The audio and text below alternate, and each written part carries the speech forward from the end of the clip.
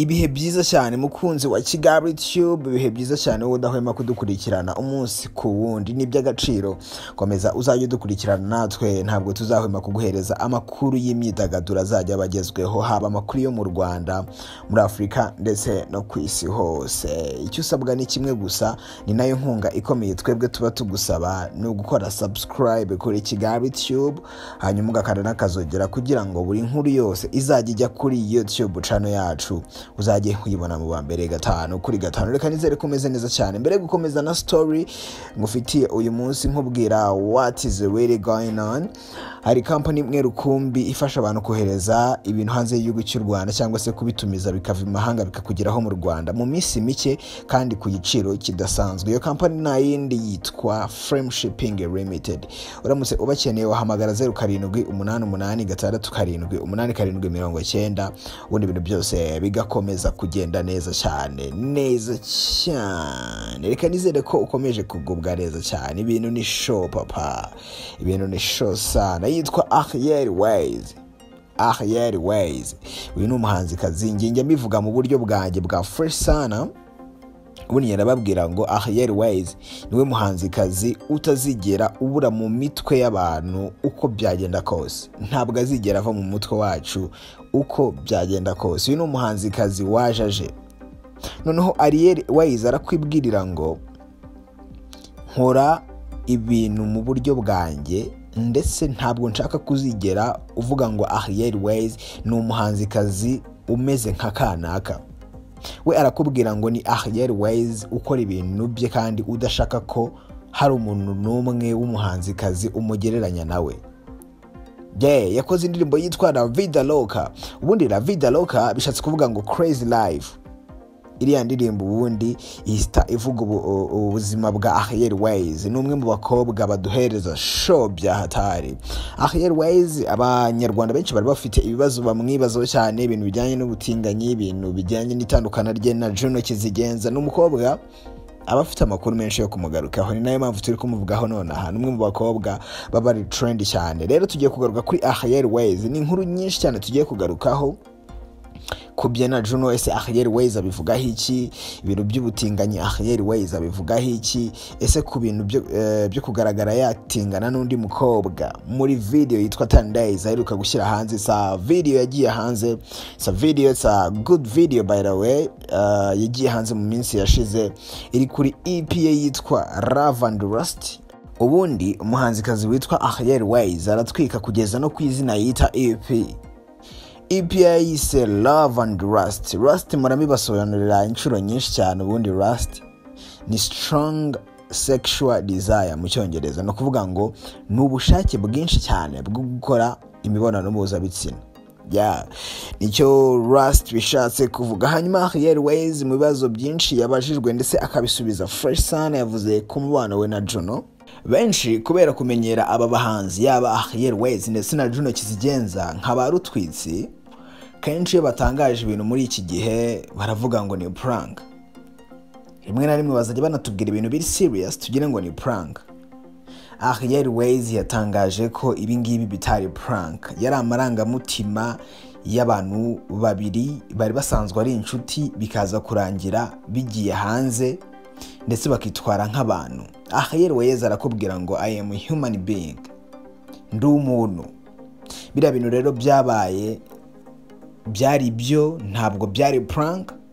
Ubu ngubu umubano wabo ntabwo umeze neza habe na gatoya. Reka ngutangirire story ubundi byagenze bite. Reka ngutangirire story yose.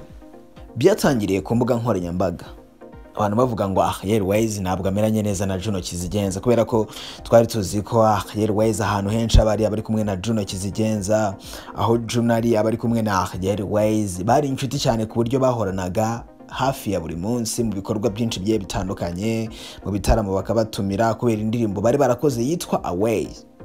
Abantu rero batangira kumenyera ko ahantu hari wayz haba hari na Juno kizigenza.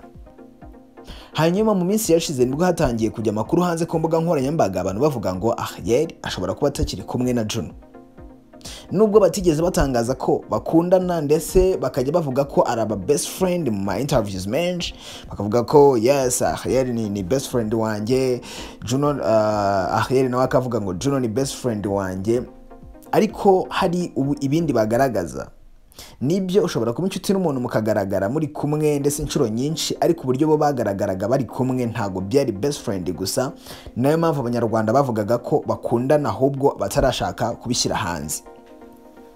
Mu minsi yashize rero nibwo ku mbuga nkoranyambaga hatangiye ibintu by'ibihuha cyangwa se amakuru agiye atandukanye avuga ko Ariel wayz na Juno kizigenza batameranye neza.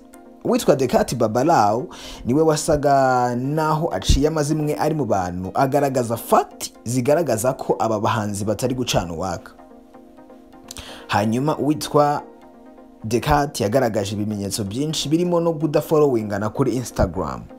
Buri umwe yakoze unfollow kuri Instagram ndetse nta numwe ubu ngubu followinga undi. Rero nyuma yaho ngaho uwitwa Juno yagiye live kuri Instagram.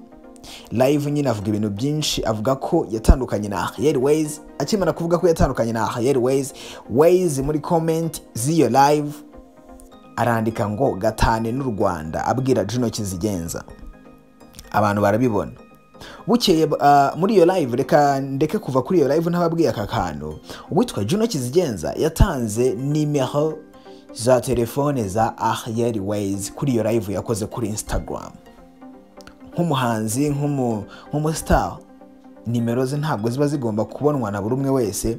Witwa Ariel wayz rero byaramurenze ararakara cyane. Bukeye bwaho rero sasa abashyize hanze screenshot z'ibintu yavuganaga na Juno, ababitaye hanze kuri WhatsApp. Bamushinja gusohokana n'umudiaspora akamubeshya ko yagiye Nyamata ari kumwe na famiye.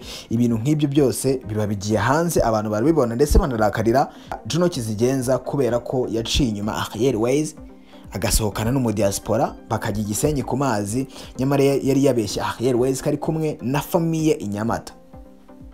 Ibyo biba bivuyeho. Nyuma yaho Juno nawe ashyira hanze screenshot zigaragaza ko yashinjaga Ariel wayz ubutinganyi cyangwa se kuba ari umurezi bien. Kanabimushinja amubwira ko asohokana n'abakobwa benshi cyane ndetse avuga n'izina ry'umwe witwa Sharon. Hanyuma nyuma y'ibyo ngibyo abantu baravuga cyane se byagenze bite. Hanyuma noneho batangira gushinja Ariel wayz kuba yaba ari umurezi bien. Nyuma yaho gatoya nibwo hahise hajya indirimbo hanze yitwa Lose You ari kumwe na Babu. Iyo ndirimbo igiye hanze noneho bahita bavuga ngo Ariel wayz ni umurezi bien byeruye, kubera ko iyo ndirimbo agaragara kubita ku bibuno by'abakobwa. Urumva ni indirimbo itarimo abahungu n'abakobwa gusa bagaragara muri iyo ndirimbo. Iyo ndirimbo ivuyemo ahita ashyira hanze indirimbo yitwa 10 days. 10 days ngira unayivuzeho kare, ni indirimbo aheruka gushyira hanze nyine abantu bibajijeho cyane. Hanyuma ibyo byose witwa Ariel wayz yabibajijwe muri interview. Hanyuma agerageza gusobanurira abantu buri kimwe. Ibya Juno kizigenza ndetse na Ariel wayz ntago byari prank, ni ibintu byabaye ariko ubu byararangiye. Ndetse Ariel wayz ameze neza cyane, anavuga ko nta kintu bakivugana na Juno cyane, ndetse anavuga ko atakwigera akora ikiganiro bari kumwe, ndetse anavuga ko atamufollowinga nyine kuri Instagram. Nawe abigarukaho ko atamufollowinga kuri Instagram. Ibyo ngibyo yabimakinze clear, ariko aravuga ngo nta nubwo yigeze ba mu rukundo. Bitungura abantu benshi. Icyo ngicyo reka tukiveho, reka tujye ku cyo ashinjwa cyane n'abantu benshi, ko ashobora kuba ari umurezi bien. Kimwe mu byo abantu bagendera bavuga ko ari umurezi bien ni ikibazo cyaherewe kera abazwa. Ni ikibazo abajijwe igihe kirekire, kubera uburyo agaragara, kubera uburyo yambara, kubera uburyo nyine abagaragara ari kumwe n'abandi bakobwa. N'izo videos zagiye zijya hanze, abindirimbo yitwa Lose You ndetse na 10 days. Bimwe mu bintu abantu baheraho nuko nguko kugaragara muri video ari kumwe n'umukobwa gusa, kugaragara muri video ari gukubita ku bibuno by'abakobwa. Abantu nibyo bahera bavuga ko Ariel wayz ashobora kuba ari umurezi bien. We mu buryo abivuga ni uburyo buri artistic cyangwa se mu buryo bwa art. Avuga ko biri yakora ni uburyo bwiza cyane bwo kugaragaza art ye, ndetse akubwira ko atazigera ahereza abanyarwanda ibintu bisa n'ibyo yabahaye. Agomba kuzana ibintu bitandukanye n'ibyo bari basanzwe bazi. Ari nayo mpamvu ubona agaragara ari kumwe n'abandi bakobwa, ari nayo mpamvu ubona agaragara yakoranye n'umukobwa mu ndirimbo y'urukundo, akagaragara ari kumwe n'umukobwa wenyine. Yavuze ko ari uburyo bwo guhereza abanyarwanda ibintu badasanzwe bazi, ndetse atazigera bahereza ibintu bisa n'ibyo yabahaye, ahubwo ashaka kuba unique ndetse agakora ibintu bimutandukanye n'abandi bahanzi bose babayeho mu Rwanda. Ari nayo mpamvu aduhereza biriya bintu bigiye bitandukanye. Yitwa Ariel wayz, ngenda bivuga ngo ni full package, n'umuhanzikazi wuzuye cyane. Rero Ariel wayz nibyo yatangaje. Hanyuma abajijwe kuko ashobora kuba yakira comment mbi ndetse n'icyo yabivugaho, ndetse niba nta nicyo zimutwara izo comment mbi abantu bamuhereza, Ariel wayz yavuze ngo ubundi izo comment abantu bamwandikira, abantu bamuhereza binyuze ahantu henshi hagiye hatandukanye, by'umwihariko ku mbuga nkoranyambaga, abifata nka encouragement. Uwo ni Ariel wayz, ufata ibitekerezo bibi nk'aho abantu baba bari kumuhereza courage cyane. Reka ngushimire cyane rero udahwema kudukurikirana umunsi ku wundi, n'iby'agaciro. Twagarukaga kuri Ariel wayz. Reka nizere ko n'izindi stories tuzagenda tukugezaho uzajya uzireba 5/5. Amazina yanjye nitwa Ikwishimwe Emmanuel. Komeza kugira ibihe byiza, Imana ikomeze kubana nawe. Ciao.